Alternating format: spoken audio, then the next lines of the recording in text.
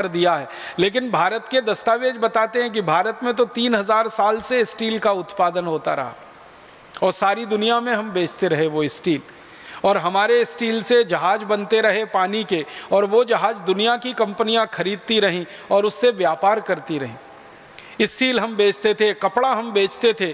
कपड़े का इतना अद्भुत उत्पादन इस देश में रहा है क्योंकि दुनिया की सबसे अच्छी कपास हम पैदा करते रहे और वो कपास से कपड़े बनते रहे। ढाका का मलमल, सूरत का मलमल, खंडवा के आसपास के इलाके का मलमल, मध्य प्रदेश में मालवा एक क्षेत्र कहलाता है इंदौर उज्जैन के आसपास का, वहाँ का मलमल दुनिया में प्रीमियम प्राइस पे बिकता था।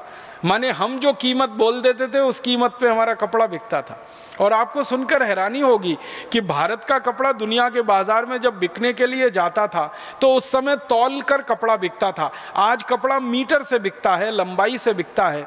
आज से लगभग 150 पौने 200 साल पहले तक कपड़ा तौल से बिकता था। 1 किलो कपड़ा, 2 किलो कपड़ा, 5 किलो कपड़ा।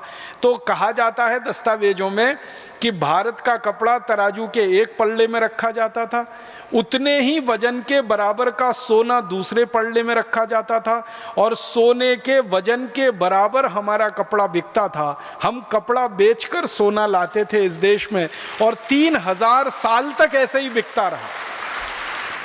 3000 साल हमने कपड़ा बेचकर सोना कमाया है। 3000 साल हमने लोहा बेचकर सोना कमाया। 3000 साल हमने जहाज बेचे पानी के सोना कमाया। 3000 साल हमने औषधियाँ बेची दुनिया के बाजार में और सोना कमाया। क्यों?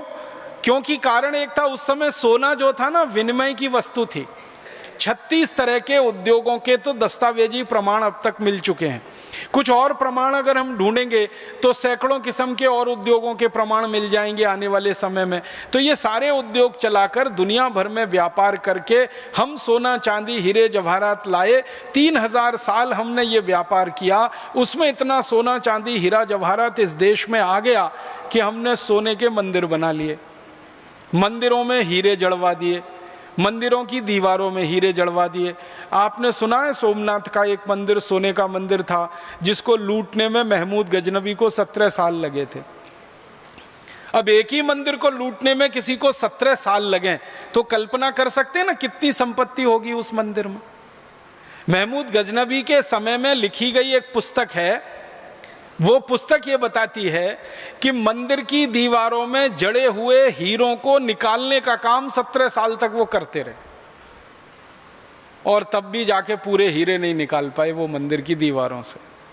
तो जिस देश के मंदिरों की दीवारों में हीरे जड़े जाएं, जिस देश के मंदिरों की मूर्तियां सोने की बनाई जाएं, जिस देश के मंदिरों के मंडपम सोने के हों, छत्रपम सोने के हों, जिस देश के मंदिरों के किवाड़ सोने के हों, खिड़कियां सोने की हों, अंदाज़ा लगा सकते हैं उस देश के घर कैसे रहे होंगे। अंग्रेजों के जो इतिहासकार रहे हैं वो बताते हैं कि भारत में जब वो घूमने के लिए आते थे तो किसी घर में खाना खाने के लिए जाते थे तो वो कहते हैं कि घरों में जाते थे तो सोने के सिक्कों का ढेर लगा मिलता था। ये जो अंग्रेजों का एक बड़ा अधिकारी रहा ना टीवी मैकॉले, जिसने भारत की शिक्षा पद्धति बदली, कानून पद्धति बदली, न्याय पद्धति बदली, वो खुद कहता है कि वो जब भी भारत के किसी व्यक्ति के घर में गया सोने के सिक्कों का उसने ढेर देखा और जब उसने पूछा कि ये सोने के सिक्के कितने हैं